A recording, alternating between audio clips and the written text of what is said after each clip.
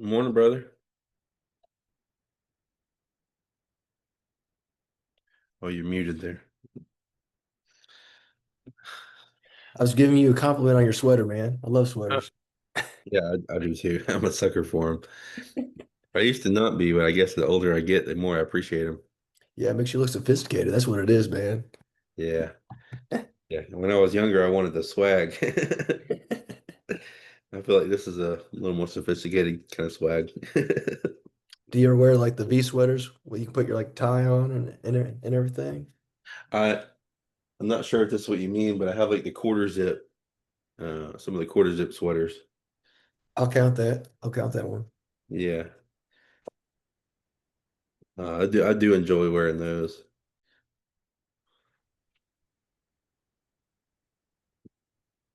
Am I the only I one? still like a hoodie, Oh yeah. but I don't. It's just not as no, it's not as formal. No, it's not.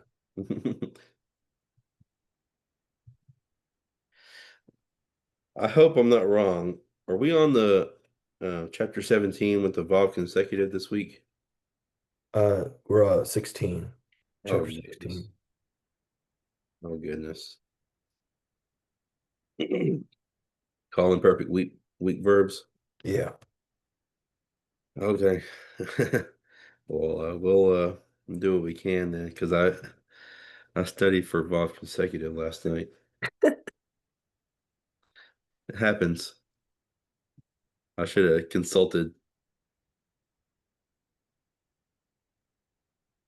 Koto.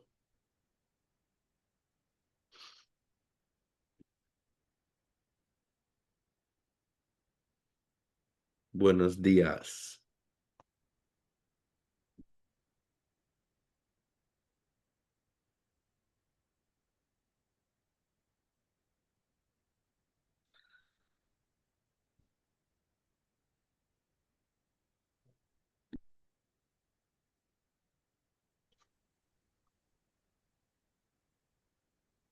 Okay, can you hear me now? Good morning. Good morning. Andres, good morning. Hola, buenos días. You're on two different spots, man, on the Zoom. Yeah, I wonder why. Yeah.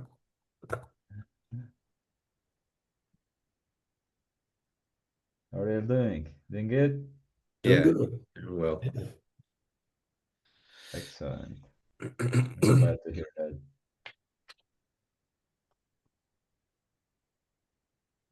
okay. So Andres, I don't know if you heard me as you came in, but I actually studied for chapter 17 last night. So I'm not going to be as fresh on the material today. However, I don't think it is too I don't think it's too different from the call perfect um week system of things. I mean, we're not learning like a bunch of new ideas. We're still working with geminate verbs. We're still working with doubly weak verbs. First noon, first yod, third hey, um, second guttural. Like all of the classifications are the same. Yeah. In fact, in the very beginning of the chapter, it says there is not many things to memorize except for some nuances and different changes. Hmm. Uh, and as you say, is related to third hair or jot in the beginning, things like that that would have some changes. Yeah, I think one of the things that I'm looking at here is on page 167, where it has the halak to walk. It functions like a first yod because the hay drops and a yod forms in its place. And then the first yod type two, I don't remember that being in the call perfect week, but I could be forgetting something there. Good morning, Patrick.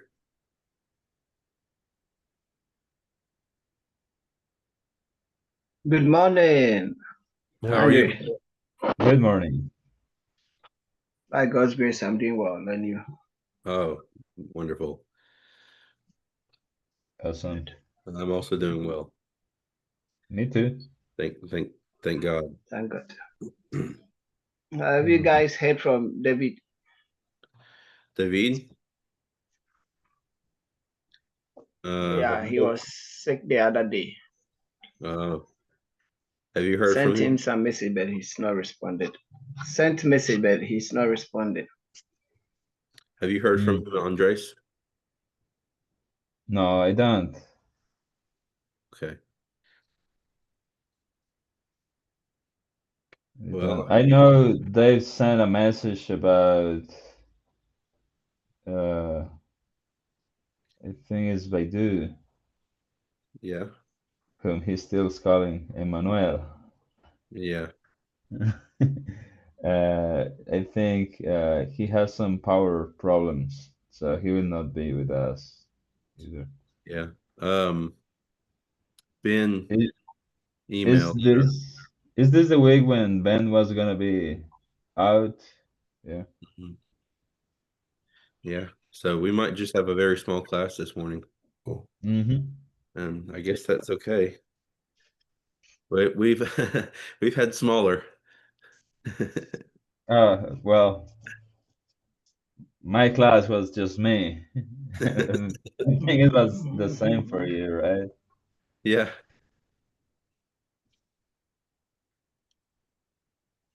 Well, I'm trying to think. I don't remember if Jet took he took most of Hebrew with me. I don't think he took all of it. Yeah, I guess not. Um, yeah, I'm just kind of looking over the chapter, just glancing over the chapter real quick to see if there's anything really striking that pops out to me. As I'm doing this though, are there any questions that y'all have right now, in understanding of not only like the call imperfect weak verbs, but verbs in general at this point? We've looked at call perfect and call imperfect. And we've looked at strong and weak verbs. Is there any questions that you have about any of that? Yeah, I have a question, and Okay. I know it's probably an elementary question. Um,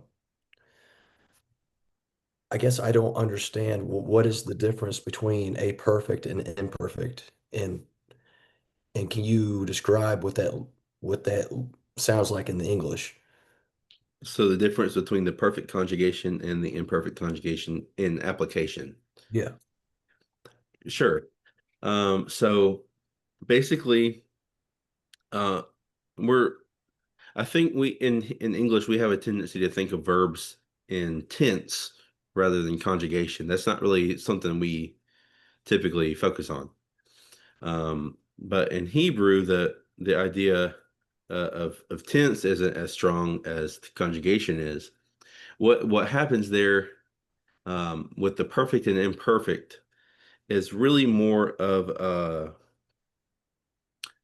it's describing.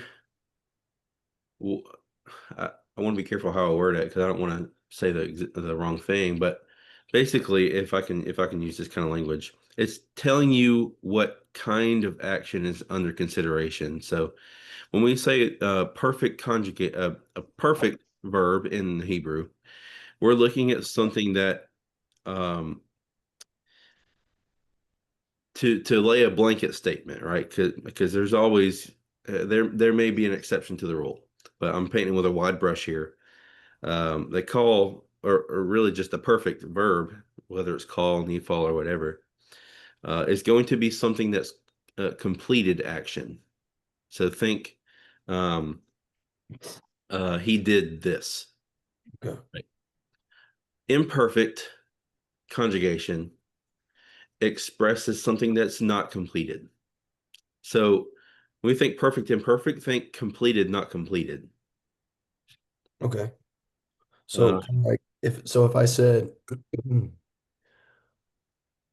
I I built this house, that would be completed versus I'm building this house.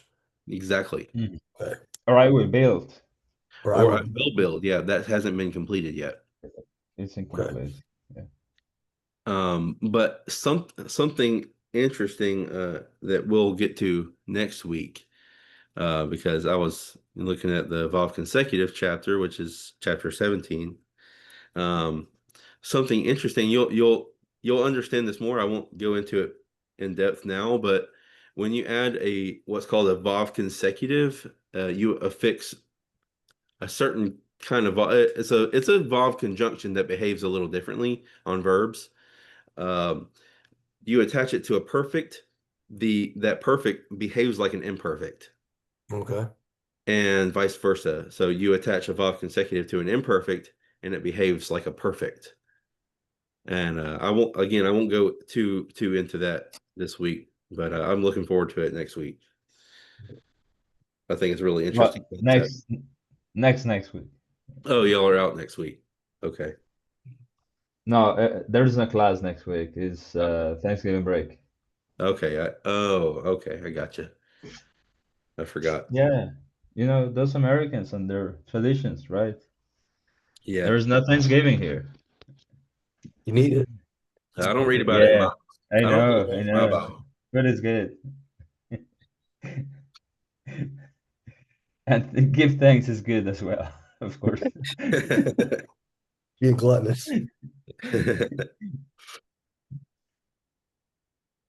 Yeah. Mhm. Um, And any then when it comes to the because we've been focused on, I guess I'm confused too when we have strong verbs versus weak verbs. What's the Yeah. difference in that? Okay. Great question. So, strong verbs versus weak verbs. It I'll tell you this. It's not saying like um a stronger word uh and a weaker word. Like when you think of strong and weak words, what comes to my mind when I think of that is like strong would be like something um like an explosion. Like it's kind of dramatic. Whereas a weak one would be like um Pop. soft or slow.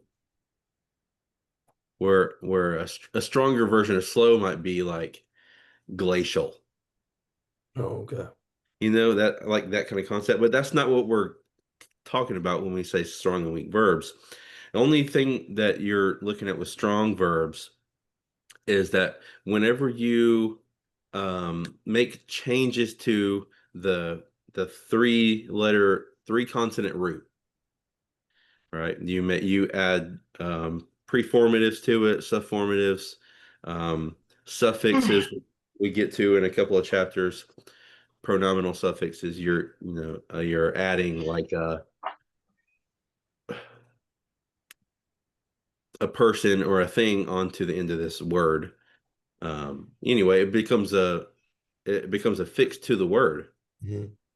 Whenever you do that, sometimes the word will experience changes, right? You'll see a lot of times that changes the vowel pattern. In a strong verb, that's all it does. It doesn't change the letters of the root. However, when you get to a weak verb, um, sometimes you'll have like gutturals. You have weak letters that tend to drop out Okay. and get either that either causes something to lengthen or it causes something to come in like fall into the place of the letter that fell out. Okay. So kind of Yeah, like, I guess kind of like you were talking about earlier, um, when it comes to the, what is it, the yod and and the replace hair. the hay. Yeah, Yeah. Hmm. Okay. yeah. Those are related to weak verbs. May Yeah. I add something? Yes. Uh, Jeremiah, do you have your book close to you? Yeah, actually, I do. I have it open right now. Yeah, so if you go to page 124, there is a summary of the different ways of you can have a weak Hmm. verb. Yeah, different So, classifications. like, if you see the first guttural, do you remember what are the guttural letters? Yeah, it's the olive, the hay, uh, the hay, Yeah. yo, and noon. Noon, is that it? Yeah, and you have iron as well. I yeah. So let me correct you there. I think you said yod and noon. I don't believe Oh, those are not yeah, gutturals. They're no, weak, but they're not yeah, guttural. They're not yeah, guttural. you're right. Okay. Yeah, so the gutturals are aleph, he, het, ayin, and sometimes, and be careful with this, sometimes resh is considered a guttural, but not is not considered a factor that would make a verb weak. So resh is for other, is considered a guttural for other um, things in Hebrew, but not for weak verbs, which Okay. is a common mistake of seeing a resh and consider it like a guttural, so it's weak, it's not. So resh will not affect the weakness or if your verb is strong. It will be strong if it has a resh. So don't consider resh as a guttural for matter of verbs, right? Okay. So if Uh, you see in page 124, you can see the pattern as Deming mentioned that you in your root will have three consonants, right? Mhm. Like in the example for first guttural, you have the ayin, you have the mem, and you have the dalet. As you see, the ayin is the first from the right to the left, how we read in Hebrew, right? So Right. that's why it is called first guttural. In the second example, you have another guttural, which would be aleph, right? Hmm. But you have it in the second position of the root. So that's why sometimes you will read about first or second guttural. And same thing with the third one, you can have ayin or he or aleph in the third position, Right. right? So all these in page 124 are the different combinations for to get a weak verb that you will find in the different conjugations that include weak verbs. Okay. And sometimes a verb can become weak not because guttural only, but also because a yod or a nun, as you mentioned earlier. Those are not gutturals, but if they are in the root, would make the verb weak. in the first root position. Okay. Yes, in the first root position. You're right. So they're pretty If much they are irony. if they are in the second or the third one, it's not a category to make your verb uh, weak. Is that correct, Danny? Yes. Do you have a question, Jeremiah? No, I said there's just the exceptions to kind of like some of the other rules almost. Well, to a degree. They're just kind of odd. They're different than I get it. Yeah. Okay.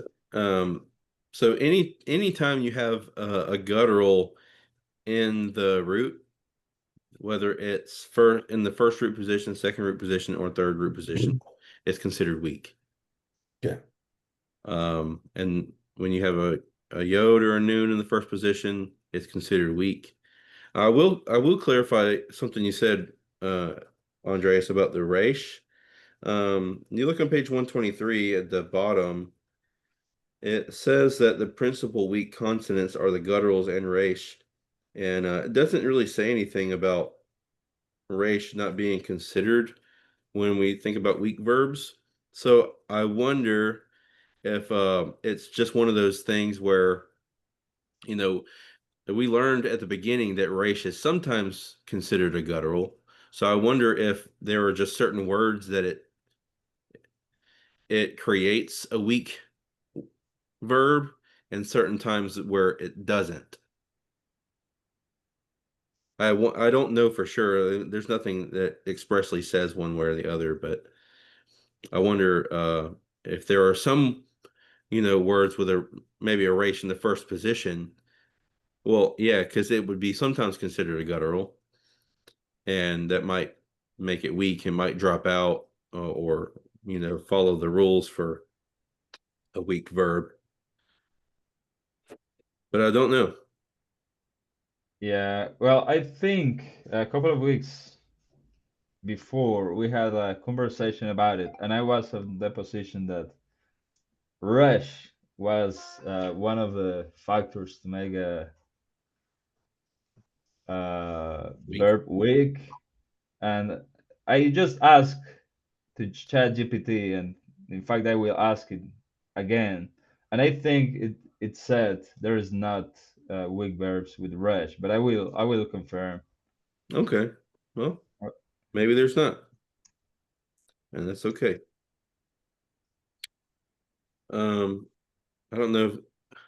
I think there was a question at some point in there that we were answering. I don't know if we answered it. Oh yeah, you most definitely did. Okay. Yeah. Patrick, do you have any questions so far? Yeah, I have a concern with a question Benjamin asked about the quiz for chapter 16. Okay. Um, well, I know that Dave went out of town earlier this week, so he might just have gotten a little too busy and forgotten to upload it. But I'll send him a reminder and make sure he knows to do that. Yeah, I think, well, I know ChatGPT is probably not the best source, but it says you will not have a weak verb because of the resh, although it will be quasi-guttural, having some behaviors like does not take the gauge forte, or often causes compensatory lengthening, other grammatical um, nuances of the gutturals would be applied to resh, but not for verbs, is what it says Not basically. for verbs, huh? Yeah, yeah, I know. When I read the book, I understood exactly the same thing than you, and that's why that was on my mind. Yeah, Yeah. because yeah, Mm-hmm. go ahead. Well, it's I believe what you're saying. I mean, I think that that probably is correct. It's just that the fact that he doesn't Yeah, say like, oh, well, this isn't true for verbs or uh, yeah, I know. I was in your very same position, and everybody was like that, so I went to ask, mm-hmm. and I still, I, I still reminding that just because I was so sure about the resh being as a guttural, but it's not. Uh, anyway, probably uh, it would be good to check other resources than ChatGPT. Mm. Yeah, maybe. Sorry, I interrupted a question, right? Well, I think the last question was about chapter 16 quiz, so we didn't Okay. really, not really much we can say about that. Um, so There's really nothing new. I mean, there might be a few very nuanced things in this chapter, but there's really nothing new because uh, nothing that Dave hasn't already covered on Tuesday, I'm sure. Uh, but anyway, I think all of the things that are in this chapter are, and I think Andre said it earlier. Basically, they were already stated in when we learned the call perfect weak verbs. There, it's just looking at the different classifications of uh, gutturals in a verb that would make it weak. We looked at the first guttural, second guttural, the different classifications of third, and things like that. So really nothing new. So, with that being said, we go ahead and spend a few minutes looking at some homework and maybe do a little reading. Are y'all okay with that? Yeah, sure. All right. Yes. Okay. Um, did Andres, were you able to upload the homework to Canvas? Yes, yes, I Oh, did. wonderful. Thank you. Thank you so much for doing that. You're very welcome. No, you're welcome. I am welcome.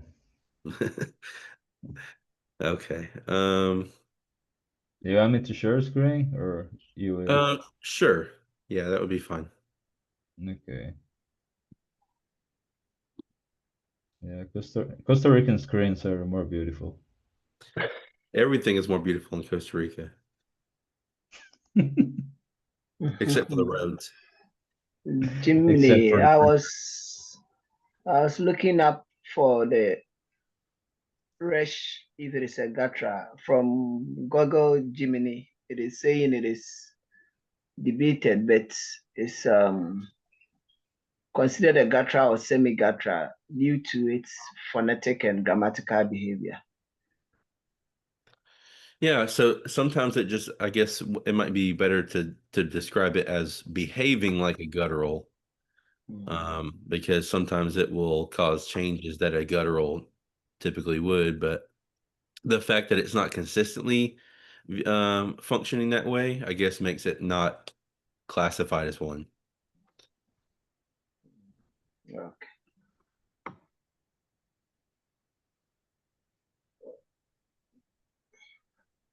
hmm All right. Hmm.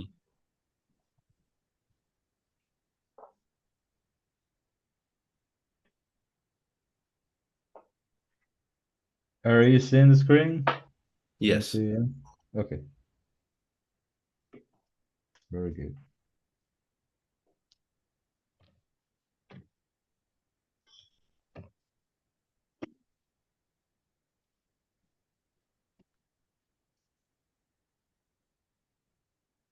So, will we do parsing first or reading? Hmm.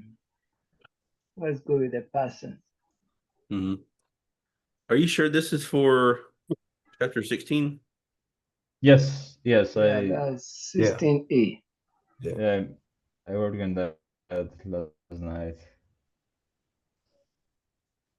Okay. Hmm. Oh. Oh. Okay. All right. So this is just parsing, right? Person, stem, conjugation, person, gender, number, and verbal root.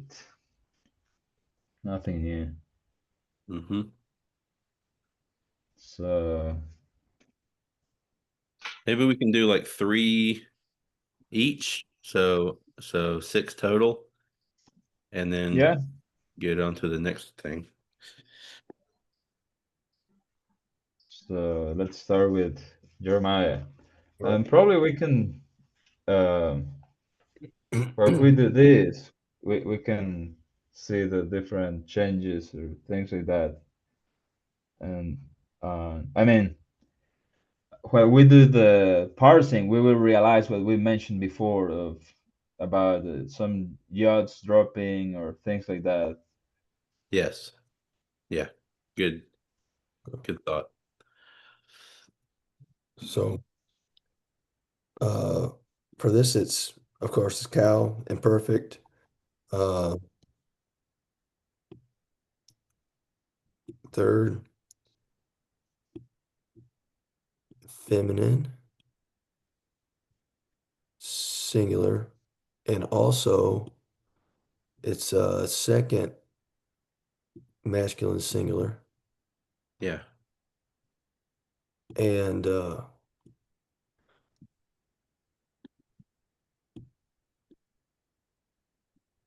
see if I get this.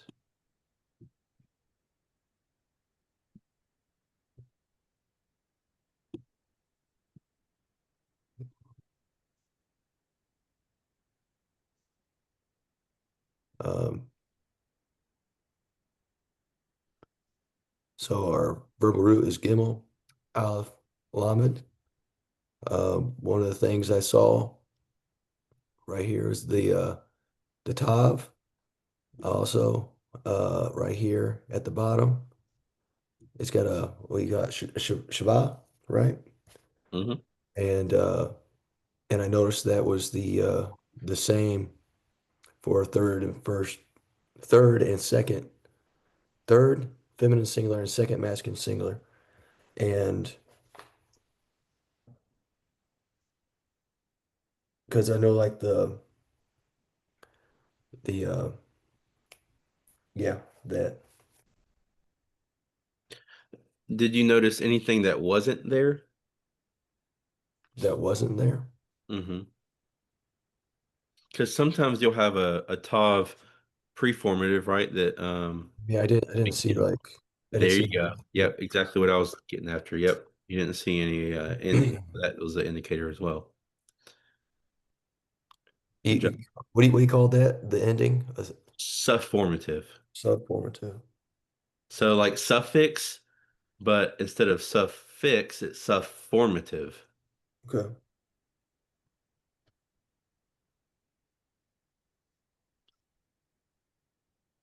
Um, yeah, you said call imperfect. Yeah, that's correct. How would you pronounce that word?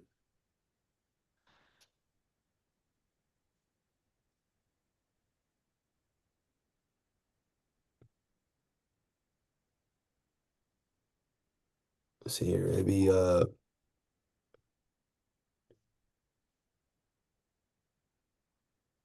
tall or tial.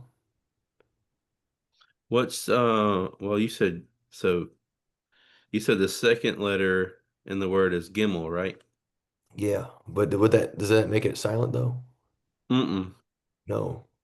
No, it still has the G sound. It just doesn't have a Just vocalic vowel like a vowel sound after the G. It's closed, it's silent. so it'd be more like Tagal.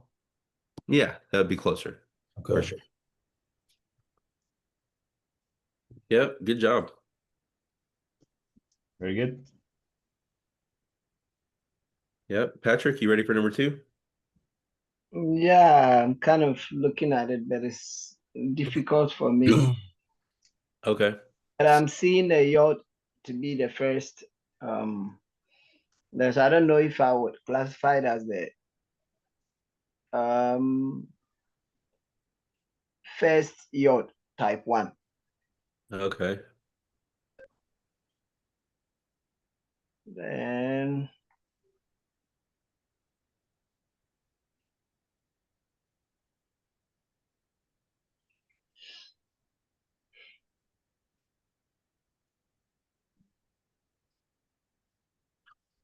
So it might help if we look at how many letters are in this word. yeah, okay, that would be five. Hmm. And if we were to say this is a first yod, well then we'd be looking at yod beit chet as the three root, right? Yeah. So the question then would be, is there any scenario where Resh Shurik is added on to the end of a word? Does that ever mean anything?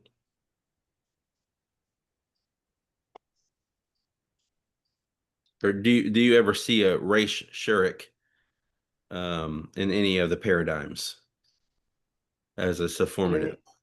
Yes. Yeah, that would be masculine plural. Masculine plural? With the Resh Shurik?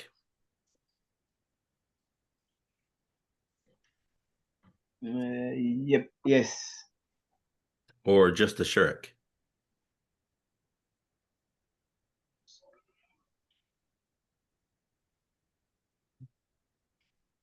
Yeah, with a shirk. Okay. So if it's just a Shurik as that makes it the third masculine plural, then it looks like your three roots would be Beit Het Resh. Yes. Yes. Okay. Okay. Okay. Okay.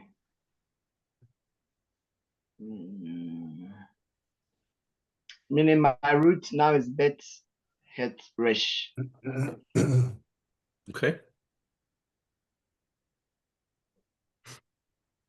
Hmm. And I will make it a third masculine plural. Okay. Yeah. So there is not first jet, right? That's Yes. just the performative. Very good. And it's called imperfect as well. So, I'm sorry. Well, I'm writing from my phone, so It might be a good practice to go ahead and put an F whenever we write imperfect, and when we shorten imperfect, because we will have an imperative, and oh sometimes yeah, it's more um, common to see imperative as IMP. yeah, you're right. So next would be So Jeremiah. for number 3, I see that there's a guttural in the third root spot. Um, and then I notice right here that I'll it has a sagol at the bottom of it, Hmm. and as well as it got the shava at the bottom of the sin. Yes, yeah, and a good catch. That not being a shin. So it's Callan perfect, and the looking at the chart, the only one that I can find that meets that criteria is verse verse common singular, Yes.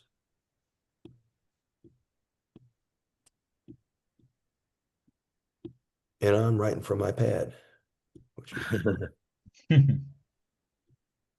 um, and so I noticed based off that my three roots is the sin, the mem, and the het. So Right. Yeah. Very So good. with the third hair, right? yes, they're het.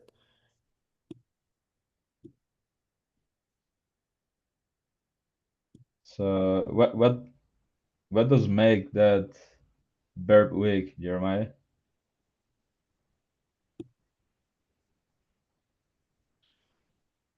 What makes it weak?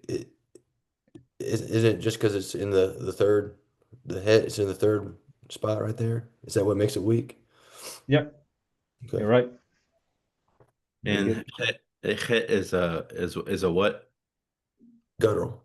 Guttural. Yes. Yeah. And then that word is he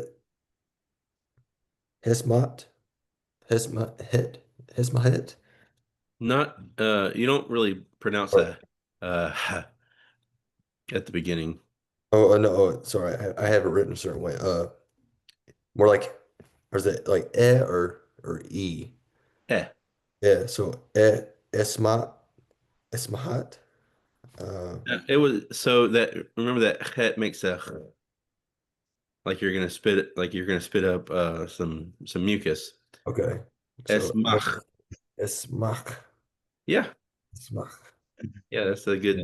good Yes. one. Good job. Yeah, the way I the way I remembered the pronunciation of the Seagull is I had a whole system of how I remembered all those things, but that one I was like, well, it looks like three little eggs. So I pronounced the as like in eggs. Okay. Eggs. Thank you. Sure. Hopefully it helps. Yeah. Good. Patrick, a So big one here. yeah, okay. So cow imperfect with the summat presummative of Okay. So cow, then the summative being none with commit and he Yes. will be three feminine plural, third feminine plural. Third feminine plural. Then the roots will be this.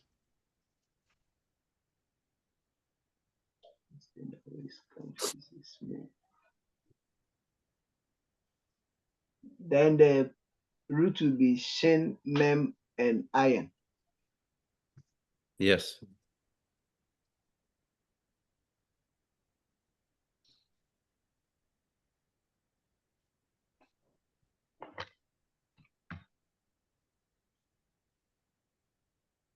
Hmm.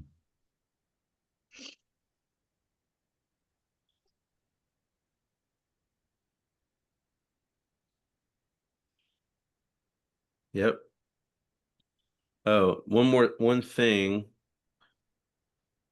one thing to add to this is that this uh this particular spelling of the word could also be second feminine plural. Second It could feminine. be third feminine or second feminine plural. Yes, yes.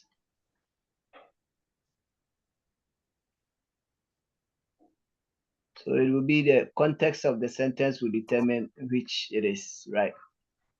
Right, that's correct. So it could either be talking about those girls or talking to you girls. Okay. Why is this verb weak, Patrick? Third guttural with the iron. Yeah. Mm-hmm. How would you pronounce the word? Uh,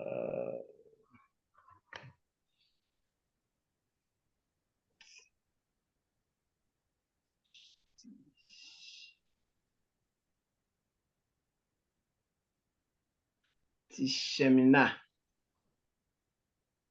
That's very close. So the Shiva underneath shin is silent. Okay. Let's see if that helps anything. Try again. That'd be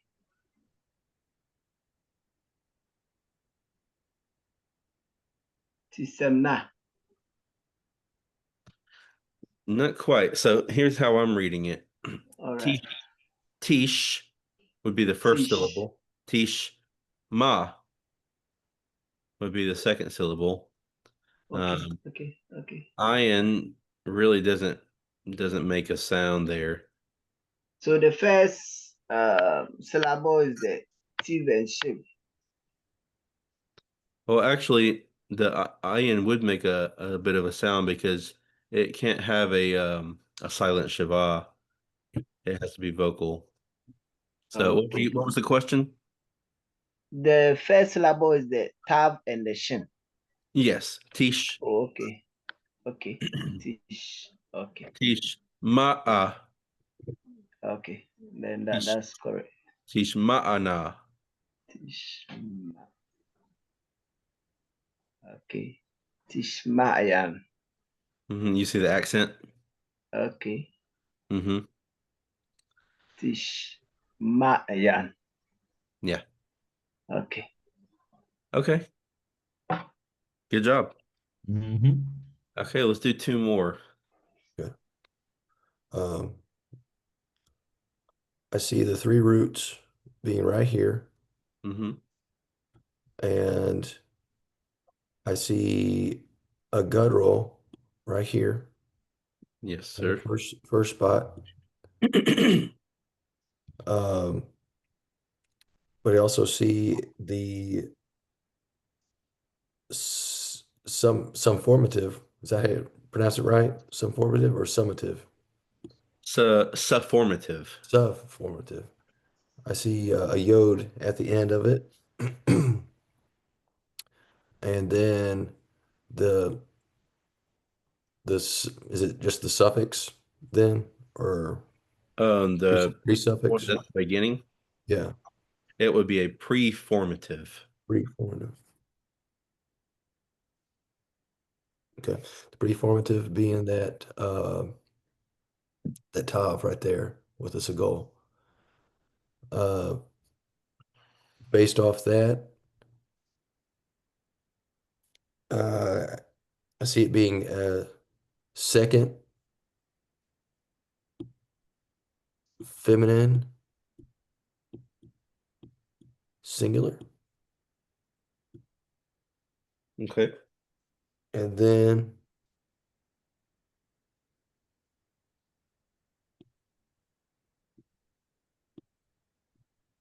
the roots is hey,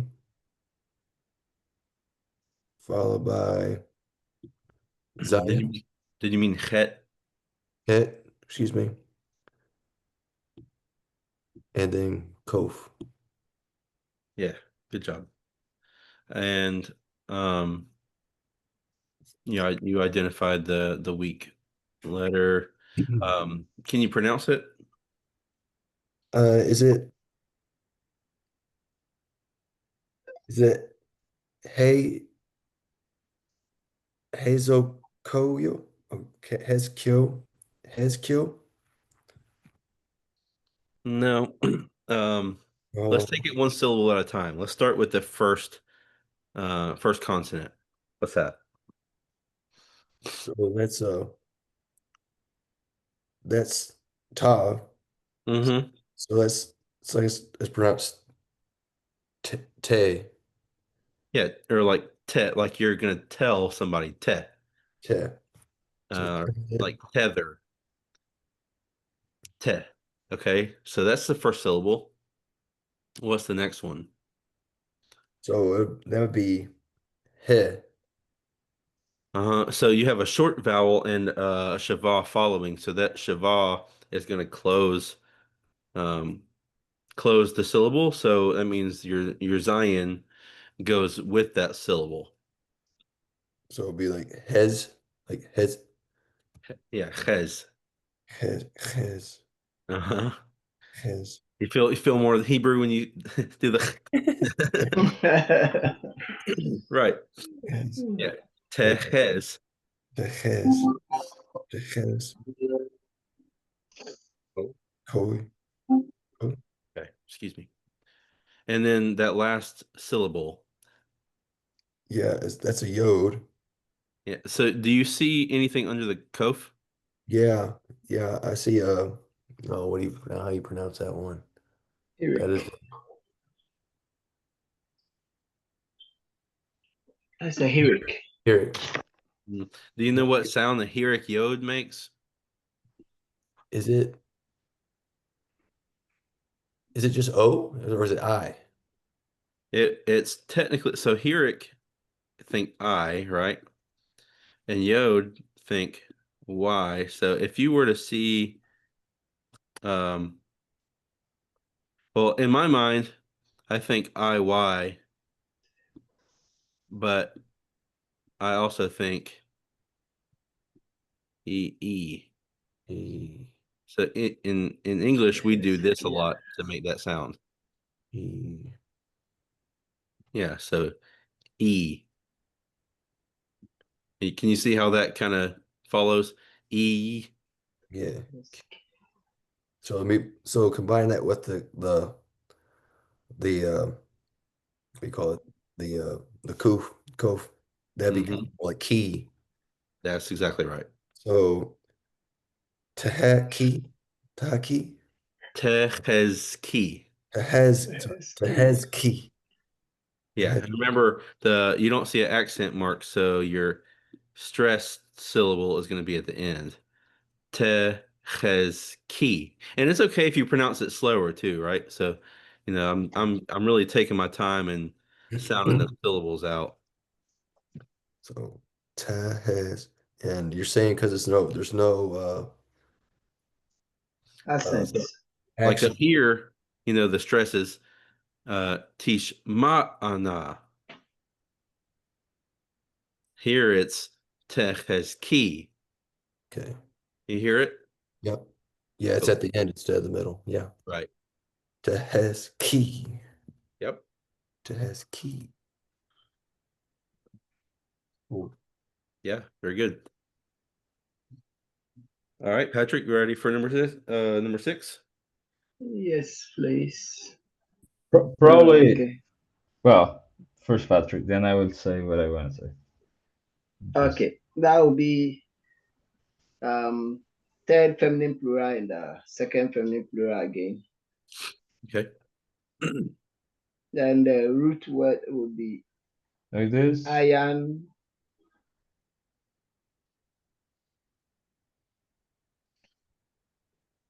Yeah. Should I Hmm. go on? Yes. Okay. The root word is iron, mem, and dalet.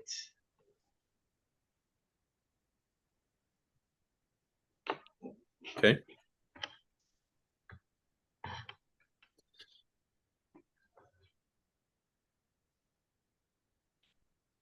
I guess we're just assuming it's call imperfect. Yes, Carl. And Imperfect. what type of guttural verb is this? Is it first guttural, second guttural? First guttural because of the iron. Okay. And um, how would you pronounce it? Okay.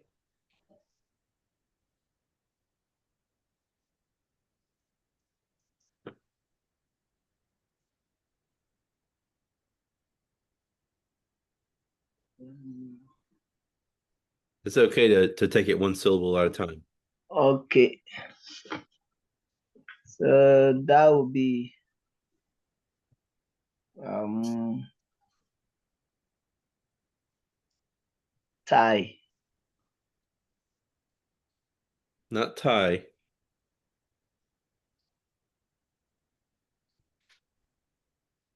So it would be tie if you had a yod in between the tav and the ayin, but the ayin is just as a silent guttural, so it only makes the a sound. So your syllable is Ta. yeah, your syllable is just ta. Okay. So ta.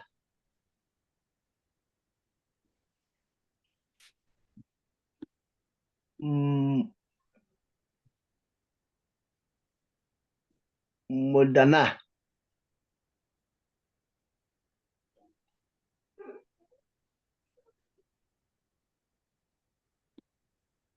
Yeah, you're close there.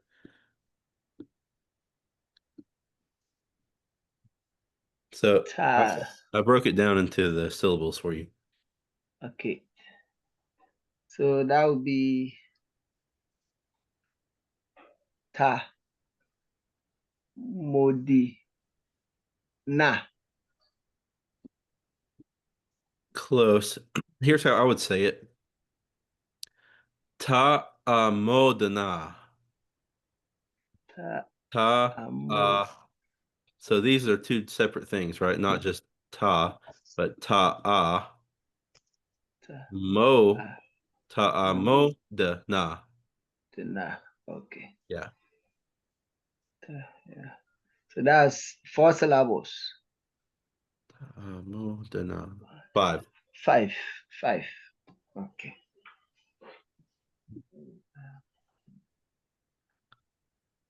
Yes, sir. Thank you. Thank you. Good job. Mm-hmm. Very All right. good. Yep. Maybe we can move on to a little bit of translating. Yeah, I just wanted to ask something. Okay. Uh, because I have realized that it's probably common hesitation about how pronounce Sheva. So I was wondering if you uh, know when a Sheva is silent and when it's vocal. Do you remember that? Do you have that clear? No, no, no, no. Forgotten. Be- Yeah. because I have realized it's a common mistake in multiple practices we have had. So Mm-hmm. probably it's something good to review Revisit. if Yeah. y'all need it. If Uh, you don't, we can just go to reading. No, no. Review, No, go please. go ahead. Yeah. yeah.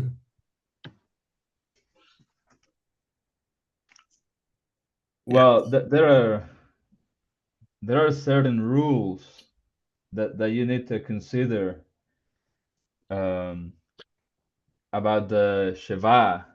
As an example, the Sheva is silent when it is preceded or after a short vowel. Do you remember which ones were the short vowels?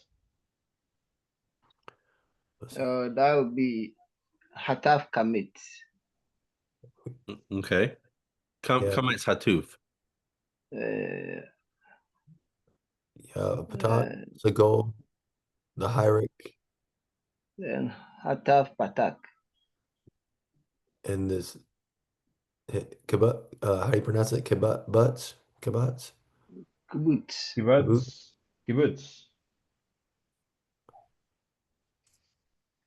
Yeah. So if the Sheva is after a short vowel or preceded by a short vowel, it would be silent.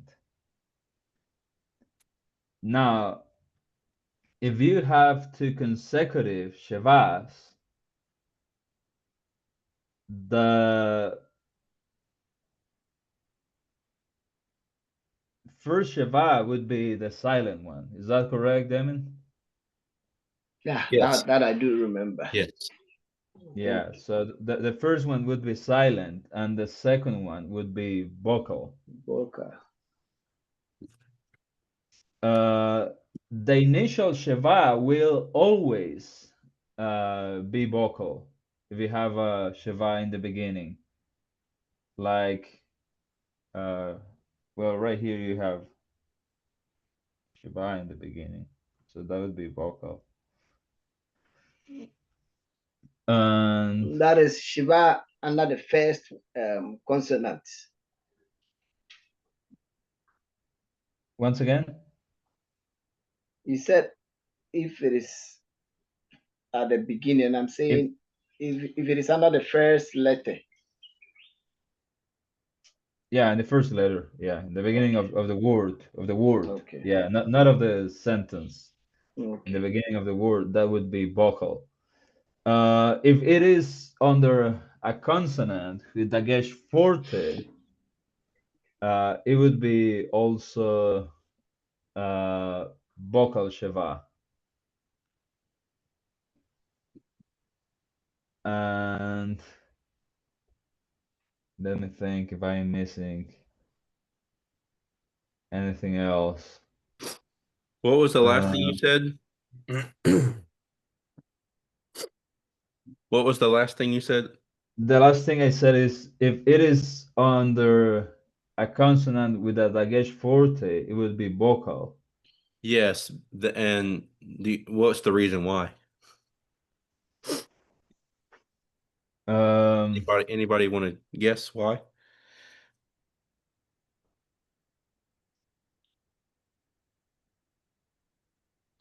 With a doggish forte, the consonant is doubled. So it's as if you have two shavas. You have one, it would be like, doubling the hmm, letter, having a shava under one, shava under the other. So you're essentially, you have one silent and one vocal. that makes sense. Thank you for In that. in theory, like in concept. Kind of like the word Yeah. happy or something like that. We Like a have what? Like which word? the word happy, Happy. Yeah, I would liken it to that. That's a good way to view it. Hmm. But like, Demi, go ahead, Patrick. Demi, can you take that again? Explain that again, you mean? Yeah, with the dagish 40 double letter and the shiva. Yes. So, uh, in English, let me start here. In English, we sometimes um, double uh, we sometimes double a consonant sound, although we don't. You know, happy doesn't necessarily um, give like a greater impact to the P sound. It's just how the word is spelled. Like it's because of the vowel, right? The vowel being short makes it a doubled sound. In Hebrew, when we have a dagesh forte, it's essentially like um, making a word have two of the same letter back to back, right? Um, like in Jeremiah's last name, settle, there are two T's. That is actually two syllables, and the syllable line would be drawn. Matter of fact, let me look on your screen here. I will write it out. S-E-T T, excuse me, L. I know this is all like lopsided and everything, but the line is drawn here. And that's how we do syllables in English. We draw the line between the double consonants. In Hebrew, when you have, let's say we have a dalet with a dogish forte. Excuse me. But But you. What that essentially is the same thing as if there were two dalets. And let me go ahead and write it this way. A dalet, dogish forte, and shava. Well, that would be the same thing as dalet. Oh, excuse me. I need to not have that dogish anymore.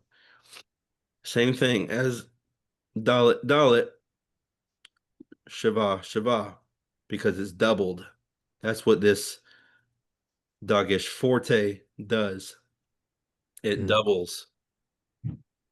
So what we when we have a dalet or anything with any two letters with shava, shava, the first one's silent, the second one's vocal. Y'all excuse me for a second. sir. Sure.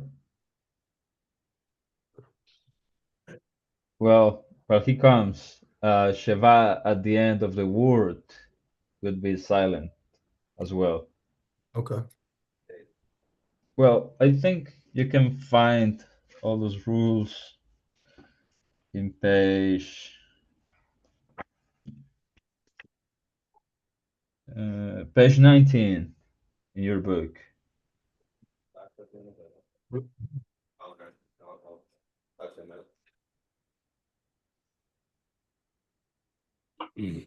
Okay. Okay, I'm back. Did you help explain a little bit further on that, Andres? No, I just mentioned that if there is a Shiva at the end of the word, is silent. And then Yes. I found the page for those rules is the 19th one in the book. 19. If they want to review it, like in Yeah. Yeah. Another thing, Yeah, so I here. don't know if you mentioned this rule as well, but there are some times where I think we just saw an instance of it in the last page we were doing exercises, but sometimes you'll have a Shabbat under a guttural, which typically you won't have, but when you do, it's vocal. It's never silent. A guttural cannot take a silent Shabbat. Guttles cannot take a silent Shval. If a guttural has a Shabbat, it will always be vocal. So kind of like are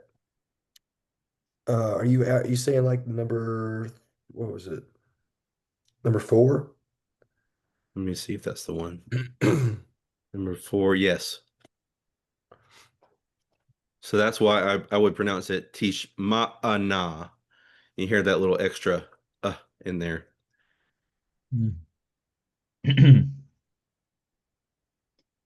And I wanted to comment also on the vowels here, which I think I wrote them over on the second page. If you can scroll over to the translation page, Andre. yeah. Yes, those purple squares. This is what you were referring to, Patrick. These hatef vowels, hatef patach, hatef segol, and hatef kametz. These aren't short um, vowels, although they behave like short vowels. They're what's called reduced vowels, and that basically just means there's even less stress on those syllables. Okay. So yeah, and that excuse me. So bringing that up, Andreas, when you were trying to point that out, so of course when we see these reduced vowels and we see the Shaban in the front part of it, but it actually comes out with the sound of more of the second one, just reduced form. So like the first one, it'd be like a silent like right? The right here, the hatef patach. Yeah, the this one right here. Yeah, so I think the book has it saying like the A in the word amuse. In English, it's we understand that to be sort of an A sound, but it's very glossed over. And that's so here's something interesting you might not know. And you can look this up. In English, we have if you were to look this up in your dictionary, we have something called a I think I'm pronouncing or spelling this right. We have something called a schwa. And when you what this is, a schwa, is if you look at the pronunciation, how the pronunciation is given in the dictionary, it's going to be like an upside down E. And that basically just means it's that kind of glossed over sound, like amuse or eh, um, the second E in elephant. Right, the first one is pronounced like a short E sound, but la, well, that's another E, but it's just kind of making it's like barely trying. And so that's kind of the idea that I have in mind. It's like it's a vowel that's barely trying, but it's still kind of there. Does that make some sense?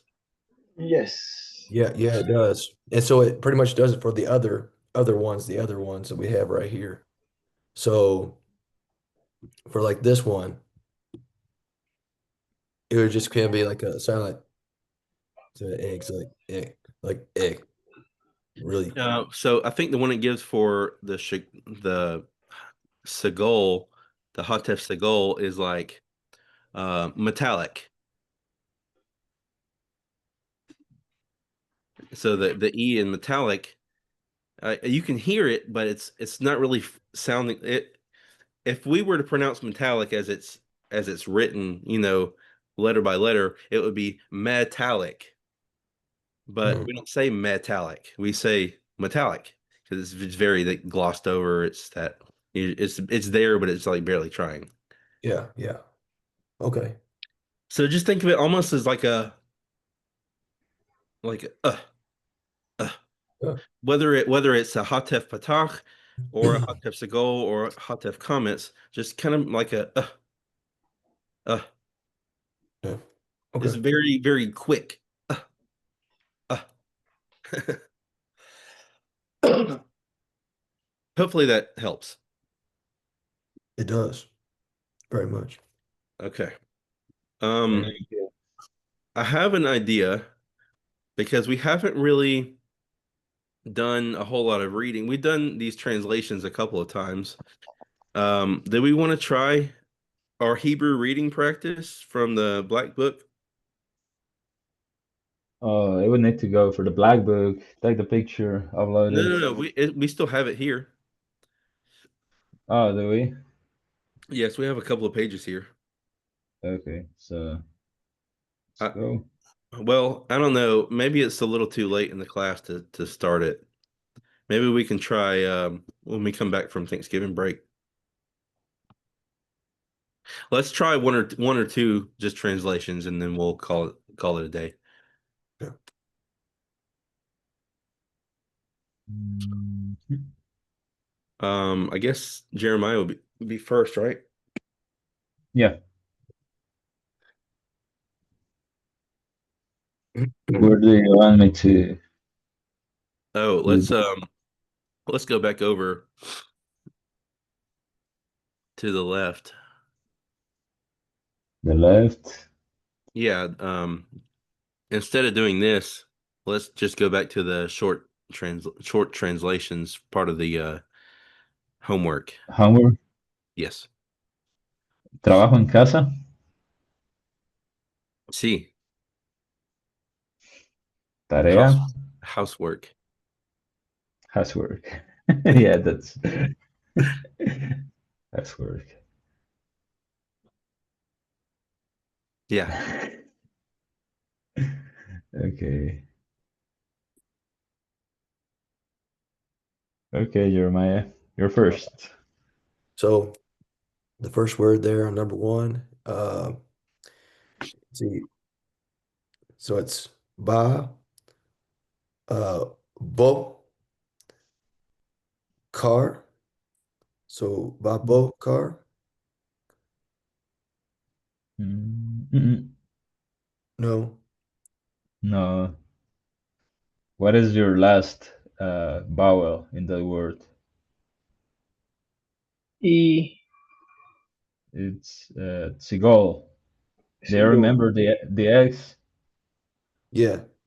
Oh, yeah. So Ba, bo, care, e, ear, ear.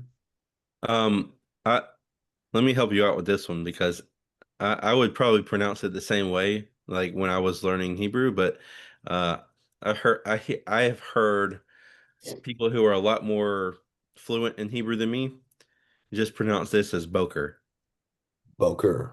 Boker. Okay. So that's a freebie by Boker. No freebies in this class. Boker. Oh, there's one. There's always an exception to the rule. Okay. Um, then we got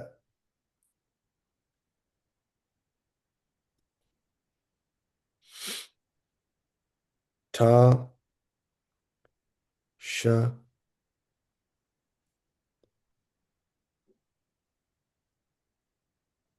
Tasha, Mm-mm. la, la.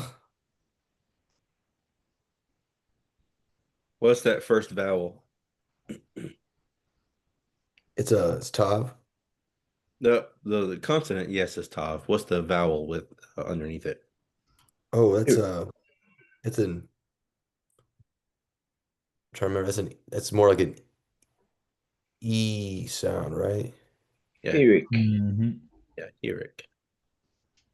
So Tisha, la, Tisha, la. Close. That Eric is a short vowel, so it makes the Shabbat silent. Mm-hmm. Yeah, so if you can remember which vowel sounds are short, then you'll Hmm. always know when the Shabbat is silent.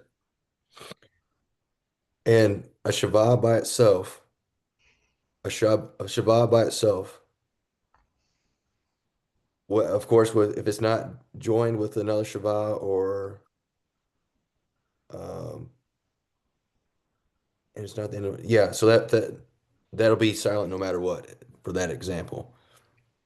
It will only be silent if there is a short vowel in front of it. So, or I mean before it. So if you had a long vowel like a holum, for example, say that was a holum instead of a heric, Hmm. at the top, right? Then it would be a vocal Shabbat. Okay. So te, Eric is a short vowel. Yes. All right. so so it's just tila or ti la. Well, so remember, um, whenever you have a silent Shabbat, it doesn't make the consonant sound silent. It just closes the syllable. So So instead ti, of T and the shin being, evaporating, it's tish. sheesh. You just don't have a sound after it. So it's not tisha, it's tish. So tish, Mm-hmm. tish la, Mm-hmm. tish la. Okay. Mishnah. And then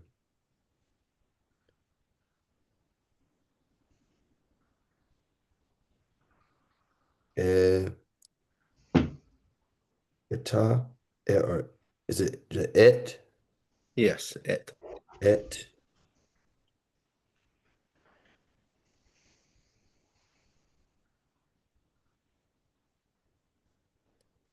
ba. So then combine it with that, there'd be ban, You got ban, another heric.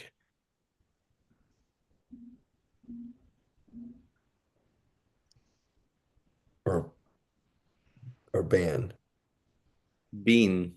bean, bean, bean, and that's a cough. Mm-hmm. Yes.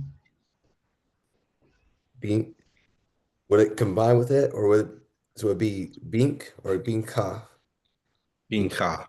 binka. Yes. So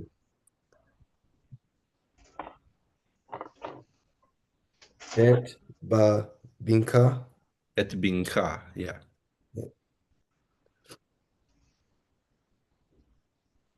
and then that Shabbat, since it's at the beginning of this next word, is Mm-hmm. silent. No. So if you have a Shabbat at the beginning, it's vocal. It's vocal. Yes. So remember, like, uh. Yeah. Also the same. So the same. I would say the same thing for the vocal Shabbat as I would a hatef vowel. I think it's still kind of the. You're just kind of forcing a little bit of air out. Okay.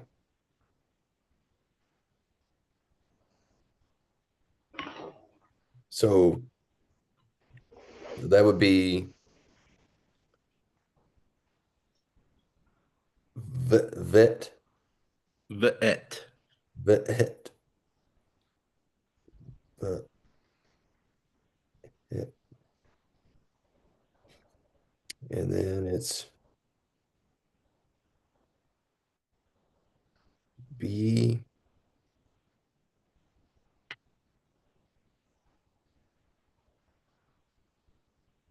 ta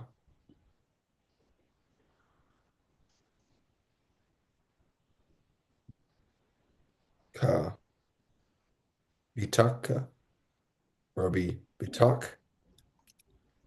or Are you reading the comments as going with the tav or the kaf? yeah. So I'm sorry, clicking on the wrong one. Yeah, B, com combining those. B, Or T, is it these two would be combined together and this would be separate like that? I'm not seeing what you're. Oh, Bitika, maybe. Bitika. Hmm. Is it separated right here? Um, it's a good question. It's actually separated. So here Oh, in the middle of the tav and here,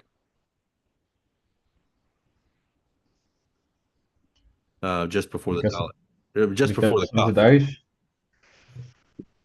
so is it being ka or being kaf? No, here I think we maybe have a few too many lines here. So remember that's a tav. Yeah, being ta. So it's doubled. So you're gonna have you're gonna have a basically a vocal schwa sound. It's double because of the dash forte, right? Yeah. Oh, so it'd be like more being ta. I don't know if it's that loud, but Real being quick sound, not a ah. being tuck. Being And here this comments goes after the cough. So it would be being like ta. uh ka. Being Hmm. Let me be do a ka. little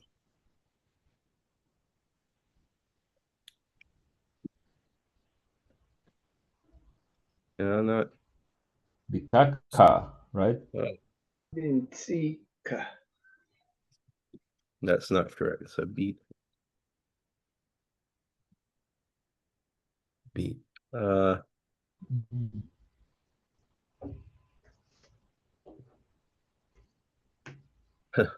I'm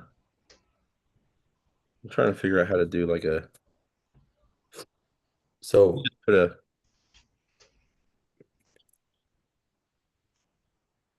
I'm trying to figure out how to do this. So imagine this as like a okay.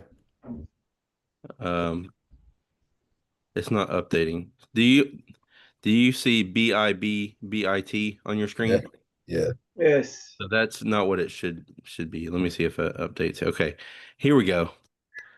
B so you see BITTQA, right? Right.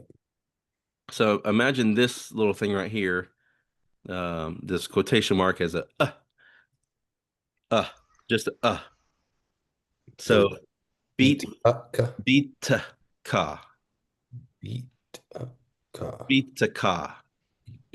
The ka. Yeah, beat ka. Oh man.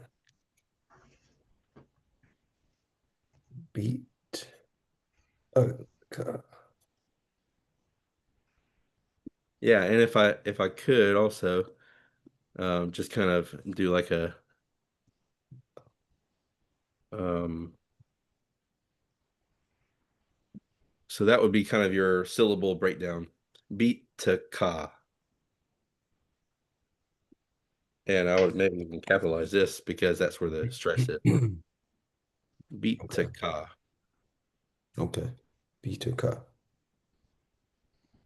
Then the next word. is a L, Mm-hmm. and then ha,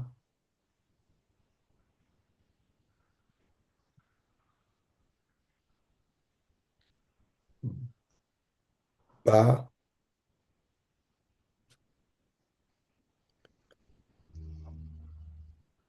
see, yet. Yeah, I see how you're getting that. You're definitely breaking it down like syllable wise. I'm Yeah. seeing that. So, um, something you need to know about this word here, or really, more accurately, it's where's my highlighter at? Okay, here. Really, it's more so of I need a good color. Okay, so really, it's more of this ending altogether. All right, this and this. You see accent mark and then patach, yod, hirik, tav. So would it be more like ha, bayet, bayet? Close. That's closer. It's called a diphthong, and really it makes this sound. Um, I I. or a long I sound like um bite. Right. In fact, that's exactly how you would pronounce this. Bite. Oh, so it'd be like ha, hayite. Bite. Oh, habite, Yeah. habite. Yeah. Yeah. I know we're pretty much out of time. Do y'all have a class beginning in a minute or two? I don't know. Okay. Real quickly, I want to go through and maybe look at a translation of this. So, um, Boker is morning. So we have a preposition here, ba, in, and you have the Dagesh forte here that's indicating a definite article present in the word. So you have in the morning, tishlach, shalach. I don't remember what that word means. Maybe Andres can help me with it. We'll come back to it. Et Mm. bincha. Uh, I think et is going to be a direct object marker, untranslated. Bincha, your son, uh, and your daughter. Bitcha, bitacha, uh, from Bain and Bet, which are son and daughter. El, toward or to, habite, to the house, to the house. So, shalak, I want to say, no, that's not walk. I can't remember. But in the morning, um, he Sent, will send. will send, Hmm. she will send. Is it she? Isn't the tav preformative indicating feminine?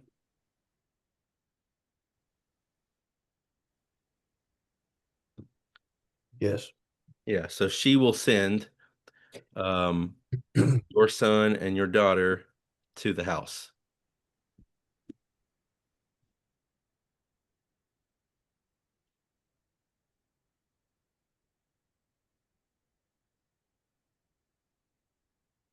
Okay. Well, anyway, it's time for us to get off because the next class has to start. So, um, y'all have a great day, and we pretty much have to cut it off now. Good. Well, thanks for your patience, guys, and your. Sure. Y'all have a wonderful day, wonderful weekend. You too. Catch y'all. Thank you. Okay.